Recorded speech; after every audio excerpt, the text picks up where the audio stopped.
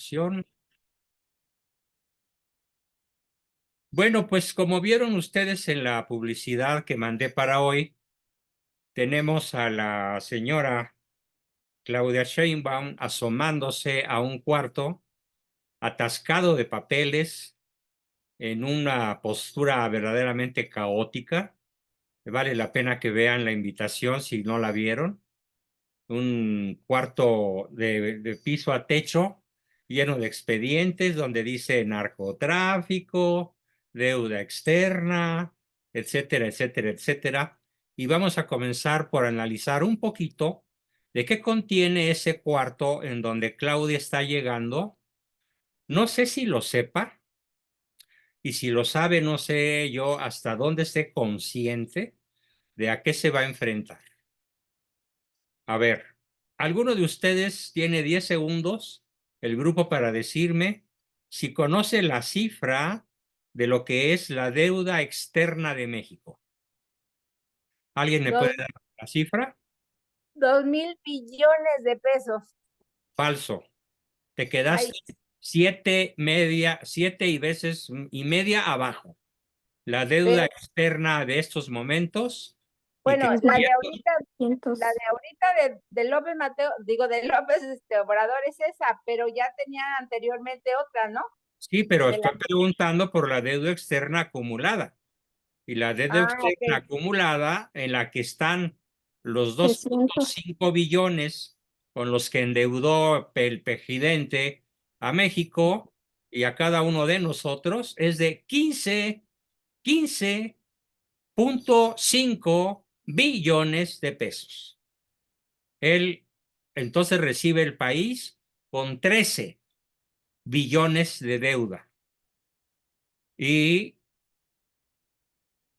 bueno, la recibe la Sheinbaum, perdón, López Obrador con 13, lo sube a 15.5, y entonces en estos momentos la deuda externa de México literalmente es impagable, porque esto es el 50, casi el 50% del Producto Interno de la República Mexicana, considerada al mes de abril del 2024.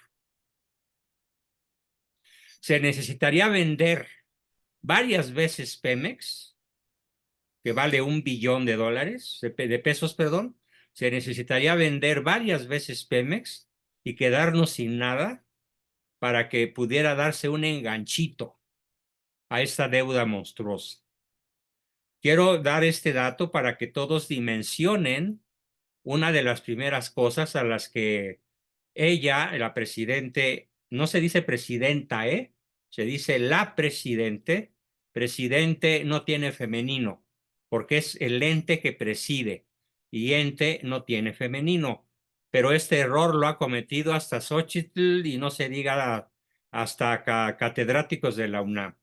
Entonces, la presidente, Claudia Sheinbaum, espero que sepa a qué se está enfrentando en términos de deuda externa, que es el 46% de lo que producimos en un año. ¿Qué les parecería, para que entendamos todos este dato, que debes la mitad de tu cheque quincenal? Esa es la proporción. Debes la mitad. Entonces, si tienes un ingreso nominal de 20,000 pesos, en realidad, ¿de cuánto dispones? De 10,000. Para pagar los otros 10,000 a intereses de la deuda, la cual en términos de capital se sigue incrementando. Luego llegará un momento en este próximo sexenio en el cual tus 20,000 pesos se reduzcan a cero, a menos que suceda un milagro o un terremoto financiero a escala global, o alguna guerra que reactive la economía mundial, en guerra en Medio Oriente, en Ucrania, en algún país de África, desde luego con la intervención de los gringos, que son los grandes promotores de las guerras mundiales en el siglo pasado. En fin, y en este también, si es que lo llegan a hacer. Entonces quise empezar por este gran tema porque hoy en la mañanera, en la marranera, López Obrador dijo una verdadera barbaridad. Dijo que la justicia está por encima de los mercados. Nada más que la Iglesia Católica enseña lo contrario. La Iglesia Católica dice abiertamente que primero es comer que ser cristiano. Porque si no comes, te mueres y entonces no hay cristiano, hay difunto. Entonces, a lo primero que tenemos que atender es al último de los valores, pero al primero de los medios. Y el primero de los medios se llama Fondo Monetario Internacional, Banco Mundial, Banco of America, Banco de México, que aparentemente quedó en buenas manos con este señor de la O, y eso es una buena decisión. Lo primero es tener de qué vivir, porque si no tienes de qué vivir, ¿cómo vas a orar? ¿Cómo vas a trabajar? ¿Cómo vas a aprender? ¿Cómo vas a enseñar? ¿Cómo vas a evangelizar si tienes el estómago vacío? Déjenme decirles que lo primero que hicieron los misioneros que mandó traer Cortés de Europa en 1523 y que fueron llegando y que la historia los conoce con el nombre de los 12, lo primero que enseñaron a los indígenas fue a sembrar la tierra, a arar los campos, a levantar cosechas, a vivir en ciudades, a civilizarse. Y ya que tenían resuelto el problema de la comida, o sea, del mercado, los empezaron a evangelizar. Y por supuesto que se apiñaron en torno a ellos y se bautizaron por millones. ¿Por qué? Porque los misioneros les habían salvado la vida después de epidemias muy graves y después del enfrentamiento con Cortés, que sin que él se lo propusiera, a manos de los tlaxcaltecas, murieron 200,000 aztecas, tan solo en Tenochtitlan, en la toma de la ciudad de Tenochtitlan. Mientras que Cortés lloraba a voz en cuello, suplicando que perdonaran la vida de los aztecas, los tlaxcaltecas, después de 2 siglos de opresión, decidieron exterminar a los aztecas. Quedaron unos cuantos. Después de aquellos cataclismos, lo primero que hicieron los 12, pues, fue atender a los mercados, al pipirín, a la siembra, a los jitomates, a las calabazas, a las vacas, a los bueyes, a las gallinas, a los huevos de gallina o de lo que sea. Una vez resuelto ese problema, se empezó la evangelización y el bautismo de millones se dio de manera espontánea por una decisión de un liderazgo vigorosísimo en el cual los misioneros sabiamente supieron atender la cuestión social, la cuestión mercadológica, la cuestión de la supervivencia, ahora sí que iluminados por el Espíritu Santo. Así nació México. Entonces, lo que hoy dice el PG es comunismo puro.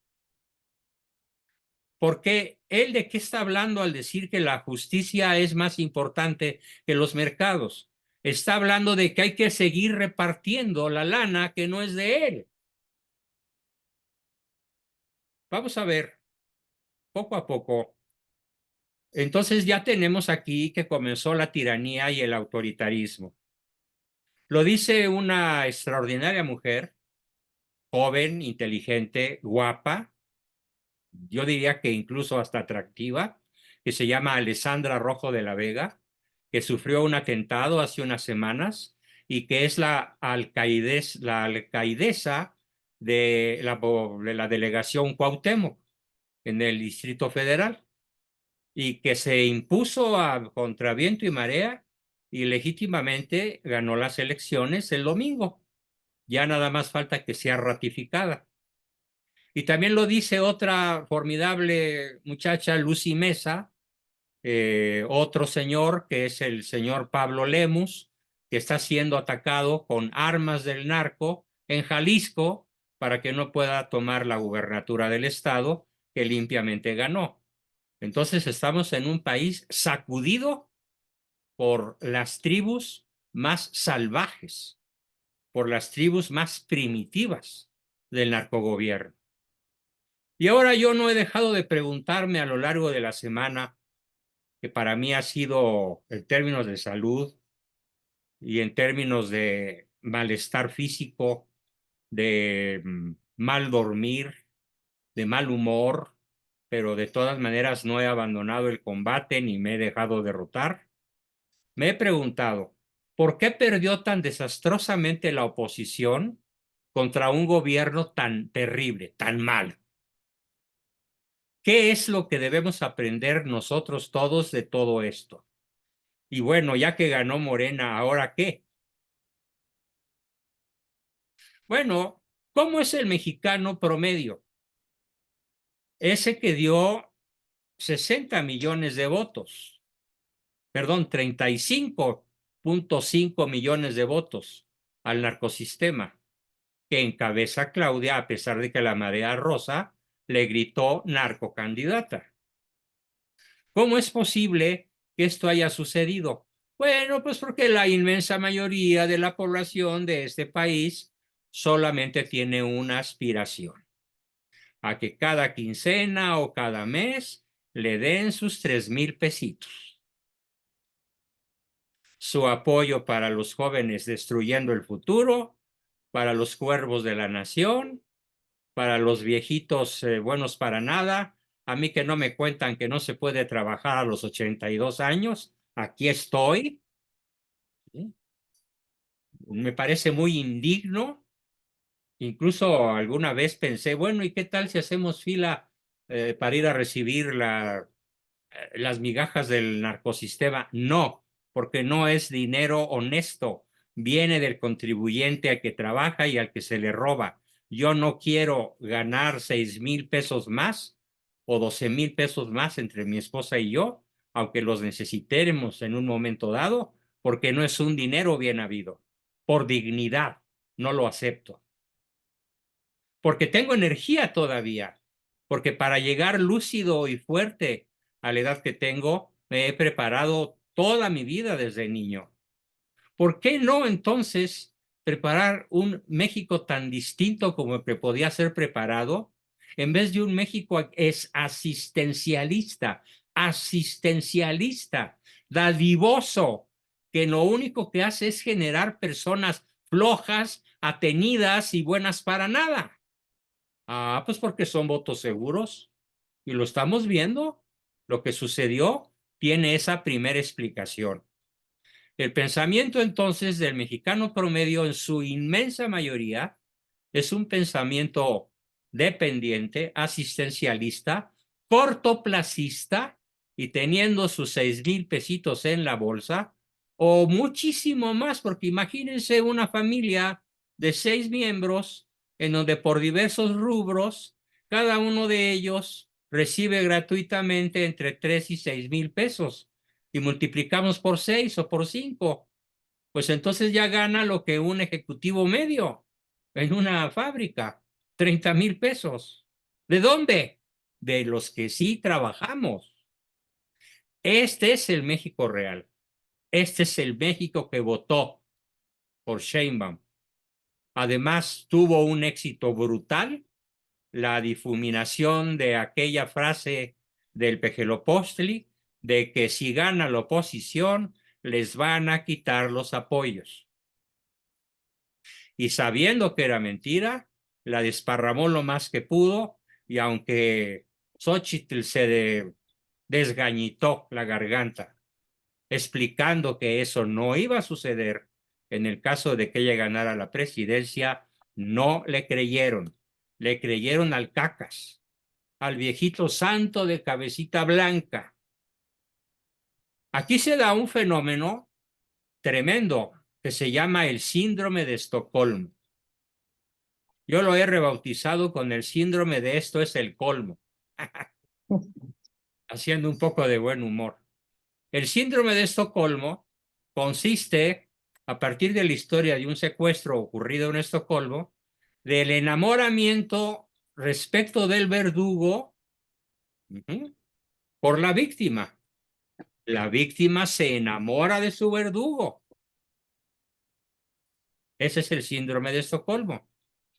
Y entonces tenemos a una víctima de 130 millones de habitantes que nos arrastran al síndrome de Estocolmo, casi 36 millones de habitantes de este país que no ciudadanos, mientras otros 40 millones que no salieron a votar, se rascaron la panza el domingo y a los que sí fuimos a votar, literalmente nos abandonaron.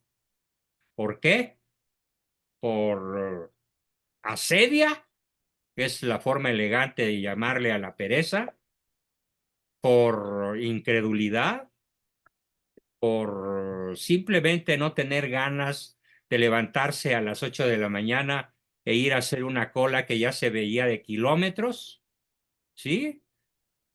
En una primera visita que hicimos, la cola era kilométrica, regresamos un poco más tarde, la cola ya era muy accesible, pero hubo muchísimos lugares en donde la gente aguantó hasta 10 horas de cola. Y hubo muchos lugares, sobre todo en Europa, en donde después de 10 horas de cola no los dejaron votar. ¿Por qué? Porque los dueños de las casillas se dieron cuenta de que los votos que iban a emitirse eran a favor de Xochitl y a media tarde dijeron las boletas se acabaron, aunque allí hubiera todavía más boletas. Entonces, muchos se preguntan, ¿cómo es posible que haya ganado Morena si los niveles de inseguridad son más desastrosos que nunca? Si la corrupción, comenzando por la de los hijos del presidente, es imparable. Y los servicios básicos, en todos sentidos, médicos, carreteras, hospitales, seguridad, están reducidos a migajas. Los autores que he consultado, nos quedan vivos 2 periodistas muy valiosos. Todos los demás, comenzando por Loret de Mola, ya tiraron la toalla y ya se pasaron a las filas del narcosistema. Ya dicen, no, no hay fraude. No, decir que hubo fraude es una fantasía paranoica. No, no se traguen el cuento del fraude. No, lo que pasa es que ya tenemos ahí la evidencia de que optaron por la mejor candidato. No, señores. Hay 3 factores sobre los cuales vale la pena reflexionar muy a fondo. El primer factor es el odio. Algunos periodistas elegantes le llaman la polarización. Yo le llamo la fanatización en el odio que sembró López Obrador en todas sus marraneras desde que empezó a darlas. Multipliquen 360 y tantos días del año por 6 años casi. Ahí están docenas de miles de horas empleadas en mentirnos. Hay quien lleva la contabilidad de las mentiras de Malo y tiene, creo que reunidas más de 100,000. Más de 100,000 mentiras. Pero la gente se las tragó. La gente le creyó por fanatismo. Ahora, ¿cómo describo yo como psicólogo, como psicoterapeuta, cómo describo este primer factor, el de la polarización para odiar? A los fifís, a los que trabajamos, a los estudiantes universitarios, a la clase media y media alta y alta, al otro México, al México de los blanquitos, al México de los fifís, por el México de los morenarcos. Aunque también entre los blanquitos hay muchos narcos, por supuesto. La describo de la siguiente forma.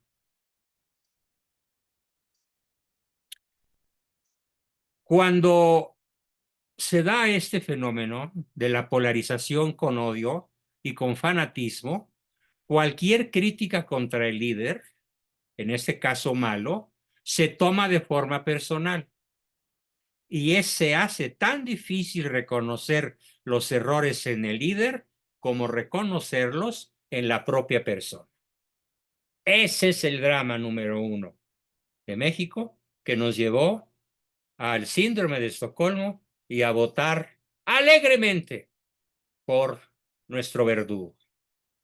Con el proyecto de la Agenda 2030, con el proyecto del Plan Puebla y con el proyecto de la nueva Constitución, escrita por un tal Marx Arriaga, marxista venezolano, que es el intelectualoide que está decidido a educar a la niñez mexicana en el odio al trabajo de las clases medias y altas, en el odio a los empresarios, en el odio a los que tienen o tenemos una pequeña o gran propiedad, ya sea industrial o de bien raíz o de como se llame.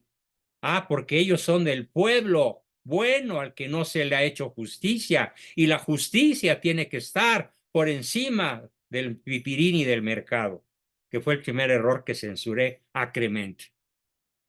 Primer factor, en síntesis, la polarización con fanatización y odio, que se vuelve tan difícil de erradicar como cuando se critica al líder, y se vuelve tan difícil de erradicar como si fuera una crítica dirigida a la propia persona. Es un nivel de necedad legendario. Segundo factor, no diría yo más fuerte o más o menos fuerte que el anterior, pero de un vigor estruendoso, de un vigor estridente. ¿Cuál es este segundo factor? El crimen organizado, el narcotráfico, que asoló medio México, que el domingo ejecutó a 4 personas, que mató en lo que es desde que empezó la jornada electoral, bueno, el proyecto de publicidad de los candidatos, a 32 candidatos, y agredió a un total de 800 ciudadanos que tenían que ver con los procesos electorales. Más de 100 secuestros, algunos culminados en muerte, otros culminados en liberación, después de amenazarlos para que se quedaran calladitos para verse más bonitos. El crimen organizado fue de un enorme peso en estas elecciones. Narcoelecciones. Y el tercer factor, y aquí sí me pronuncio porque sea el más poderoso de todos, las dádivas. Las dádivas que a diestra y siniestra, por 11 o 12 rubros diferentes, se reparten, ojo, ahí te manda el presidente. Aquí tienes esto de parte de nuestro santo, maravilloso, lindísimo y extraordinario y fabuloso presidente, como 24,000 cuervos de la nación recorrieron todo el país repartiendo las dádivas y haciendo promoción de los votos por la narcocandidata con dinero en la mano. Los cuervos de la nación, no los siervos, por favor, los cuervos, porque los cuervos nos sacaron los ojos y no nos dejaron ver bien la clase de psicópata que ocupará, si Dios así lo sigue permitiendo, la silla presidencial. Porque no estoy insultando a Claudia, la estoy describiendo desde un punto de vista estrictamente profesional. Conozco a fondo su biografía. Conozco a fondo cómo desde niña fue preparada por sus padres. Uno de ellos, búlgaro comunista, desde muy pequeña, para que un día llegara a ser la presidente comunista de México. Desde muy pequeña fue indoctrinada por la izquierda más radical del este europeo, cuando todavía estaba en poder de Rusia, de la Rusia comunista. Así que no me vengan a platicar que Claudia es una buena persona, porque conozco su trayectoria a fondo. Y como buen psicólogo que pretendo serlo sin presumir, una trayectoria humana, Una trayectoria de vida humana, como lo he explicado en otro tipo de sesiones, es como una curva. Si ustedes empiezan a dibujar con un compás o con su dedo, empiezan a dibujar una curva, díganme si no, por favor, es perfectamente predecible en qué punto va a caer esa curva. Pues entonces la trayectoria psicopática de Claudia Sheinbaum, ¿a dónde está destinada a caer? A la comunización de México. Pero no para este año, no. Hay algo que le aprendí a mi padre, que era un formidable historiador. Y de él aprendí que el comunismo es una secta diabólica, luciferina, extremadamente astuta e inteligente, que tiene la astucia y la inteligencia del demonio para lograr sus éxitos en el planeta y que aplica sus tácticas de manera gradual. Se llama gradualismo. Entonces, no me extrañaría que pasaran 6 años en cierta relativa calma, que pasaran 6 años sin una devaluación drástica del peso. No estoy de acuerdo con los profetas del desastre que dicen que para fines de junio va a estar a 25. Ojalá tenga yo razón y ellos se equivoquen. No, el gradualismo nos va a hacer que nos cosan, que nos pongan a coser como a las ranas. Las meten en un gran perol, ¿sí? Y le prenden fuego al perol. Es una olla de la cual las ranitas no se pueden salir. Y poco a poco empiezan a perder fuerzas porque lentamente el agua se empieza a calentar. Y cuando el ardor ya les llega a todo el cuerpo, pretenden salir, pero ya están tan debilitadas muscularmente que terminan por hundirse y por terminar cocidas para que se los coma el animal o el humano al cual le gusten las ranas. Que por cierto debo decir que durante los 2 años que de niño estuve internado en un seminario en Querétaro, nuestro manjar favorito cada 8 días era ancas de rana. Si algún día tienen la oportunidad de probarlas, son un manjar delicioso. Las ancas de la rana, no el resto del cuerpo, las patas. Desde el muslo y la pata, las ancas de rana son una delicia. Pero bueno, ese es al mar. Entonces, en resumen, 4 palabras. Polarización fanática, dádivas indebidas y crimen organizado explican que hoy la próxima pejidenta, si es que la Virgen de Guadalupe no nos cubre con su manto o el Sagrado Corazón de Jesús no nos hace un milagro, se sentará en la silla presidencial a echar a andar de modo lento y gradual el proyecto de la Agenda 2030, por eso es 2030, para que al culminar su mandato en el 2030 podamos votar la mayoría de los mexicanos por el hijo de López Obrador, por Andy López Beltrán, al cual están preparando para que asuma la próxima presidencia del país. Bueno, qué terrible, qué bestial error sería, pero bueno, de este régimen, de este narconer régimen, no me extraña nada.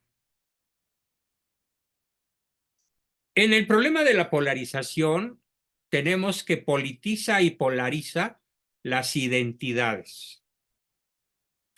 El chairo se vuelve orgullosamente chairo, sin aceptar la palabra, por supuesto. El fifí se vuelve orgullosamente fifí, sin aceptar el mote. Se polarizan y ambos se olvidan de la verdadera política. Tengo algo que platicarles que me ha dañado mucho en mi salud. Y es que la clase media, cuando menos 6 de cada 10 clase medieros votaron por Sheinbaum. Terrorífico. Bueno, ¿dónde quedó la marea rosa? no fue suficiente para impedir la traición de la clase media. Con su pan se lo comerán, no hoy ni mañana, pero sí en la Agenda 2030, gradualmente, insensiblemente, como quien pone al cocimiento a las inocentes ranitas que votaron por el cocinero, porque el cocinero, según ellas, les va a salvar la vida. Así que los culpables de nuestro complot se llaman pueblo bueno. Vamos a suponer que no hubo fraude. Concedamos por un momento que no hay nada de fraude, que todo está súper limpio. Vamos a suponer que no hubo caída del sistema, que la denuncia que hace una valerosa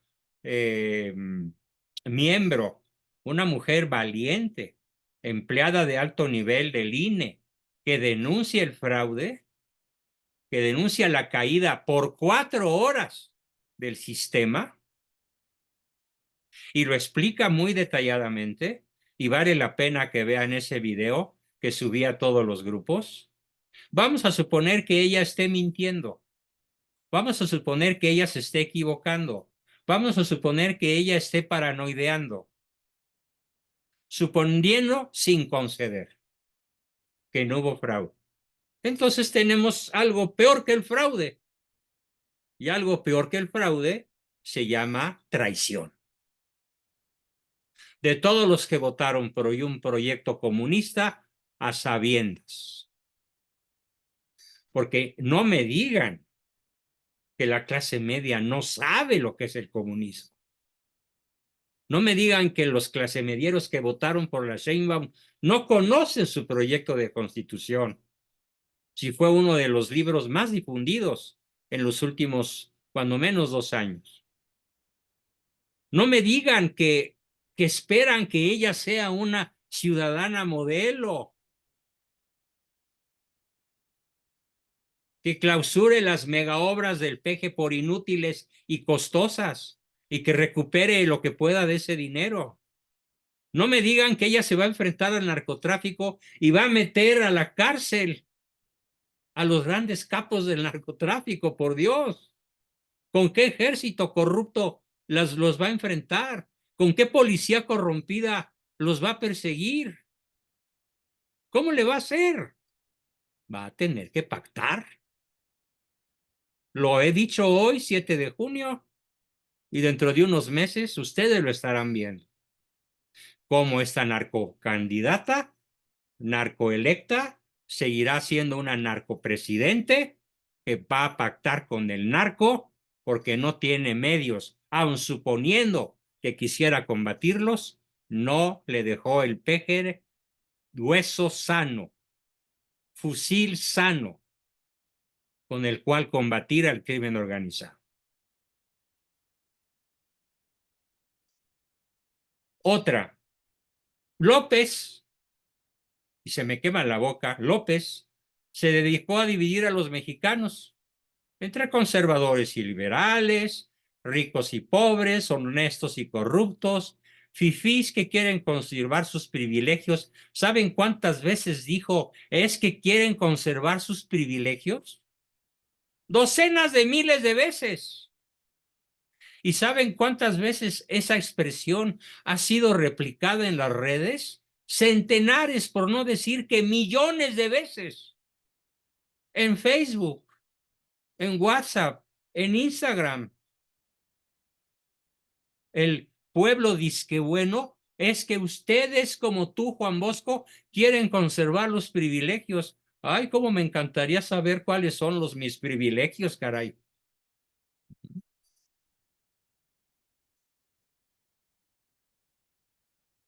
No, no quieren justicia. La clase baja, la clase desposeída, la clase pobre, no quiere justicia. Quiere venganza. López los polarizó. No quieren justicia, quieren venganza. Hay odio, hay fanatismo, hay polarización, hay revanchismo.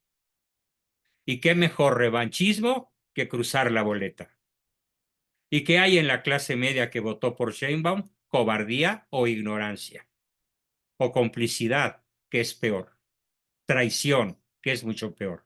Suponiendo que no haya sido fraude.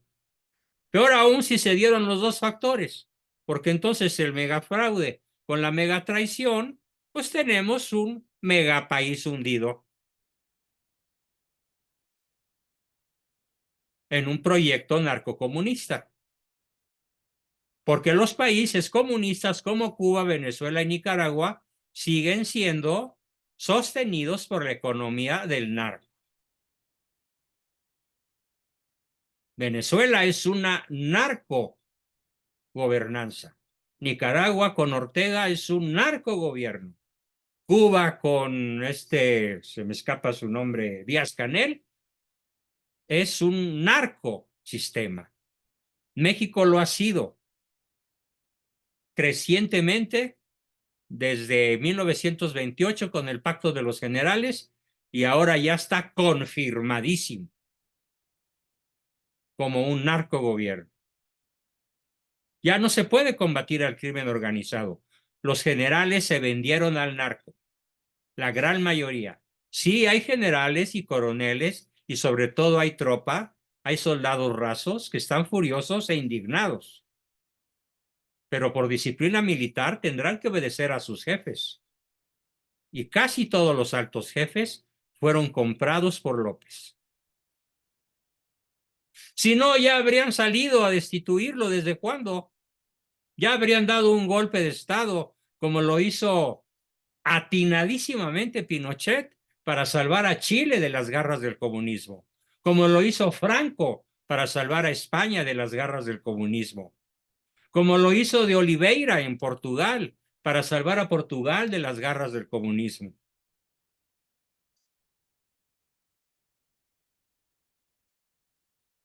El fanatismo impide el diálogo, es otra respuesta, y convierte en sospechoso al que trata de razonar, y convierte en sospechoso a los que tenemos un pensamiento diferente.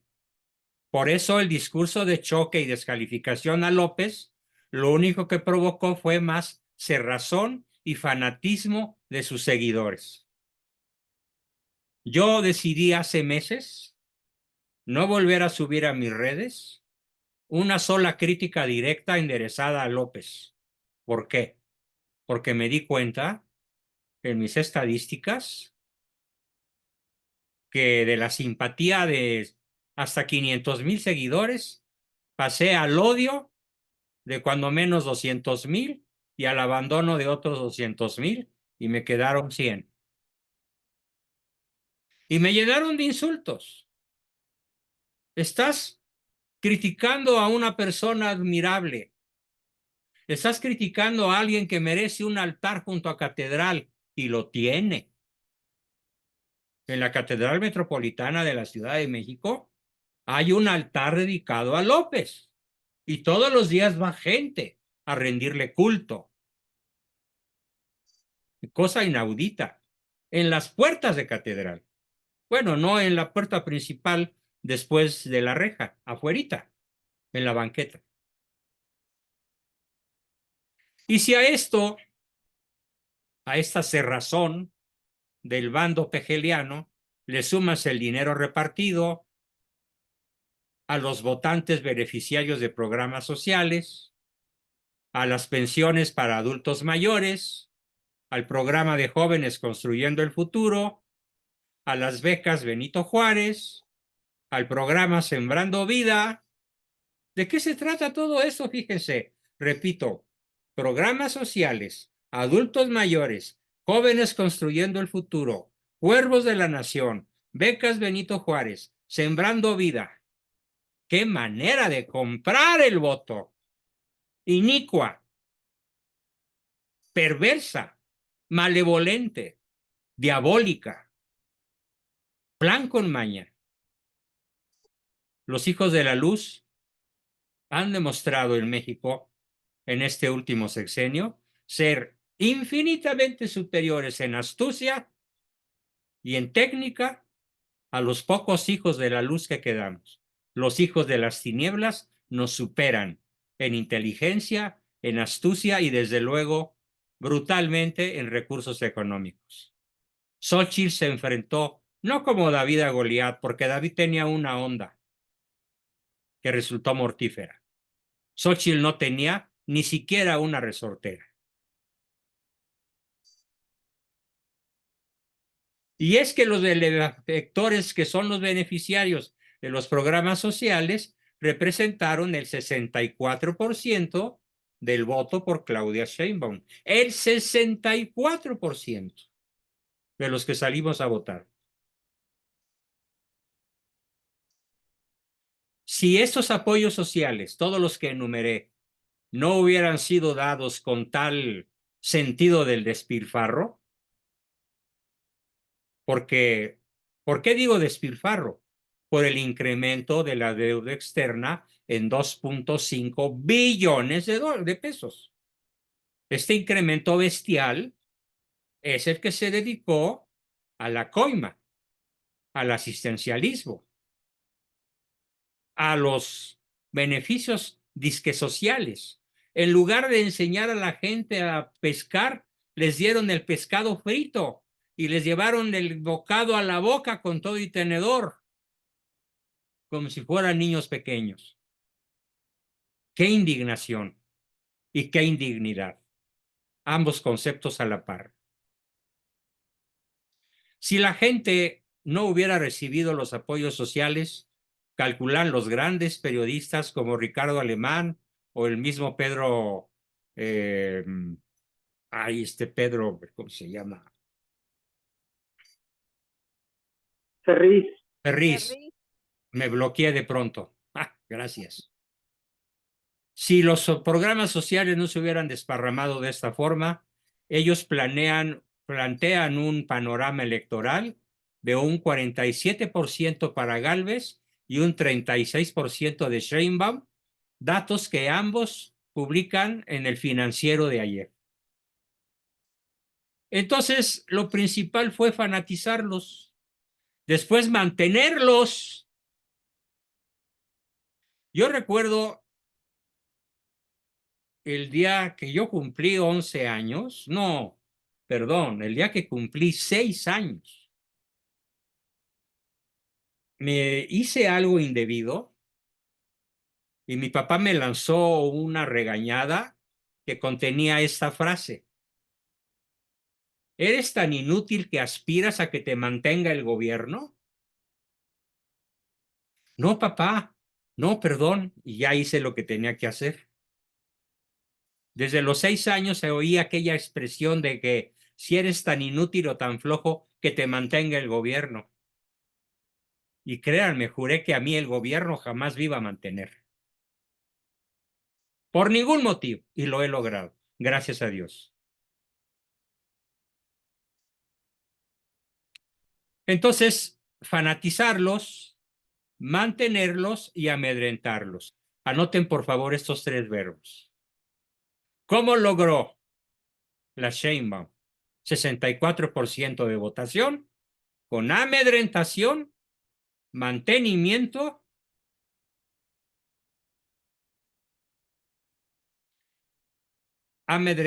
pero fanatización, amedrentamiento y sostenimiento. Programas sociales, fanatización polarizante y amedrentamiento con el crimen organizado. ¿Por qué López Obrador se alió con el crimen organizado con su famosísima frase de abrazos no balazos? ¿Por qué tenemos casi 190,000 víctimas desde que se comenzaron a contabilizar? ¿Por qué ayer, antier y anteantier siguen cayendo como, no sé, como pajarillos muertos por el clima, como changuitos muertos en la selva lacandona por los 47 grados centígrados de temperatura? ¿Por qué siguen cayendo tantas víctimas inocentes? Por la fanatización, el amedrentamiento y el mantenimiento de la población en casi su totalidad. Y si a esto le sumamos personajes tan impresentables como Alito Moreno o como Marco Cortés, pues entonces ya tenemos juntas todas las causas perfectas del desastre. Pensaba que iba a lograr terminar los 30 puntos que coleccioné de aquí a allá y acullá sobre las causas de este estado de casi coma en el que tenemos a la República Mexicana, pero me quedé con muchas causas todavía en el tintero, pero las veremos en otra ocasión.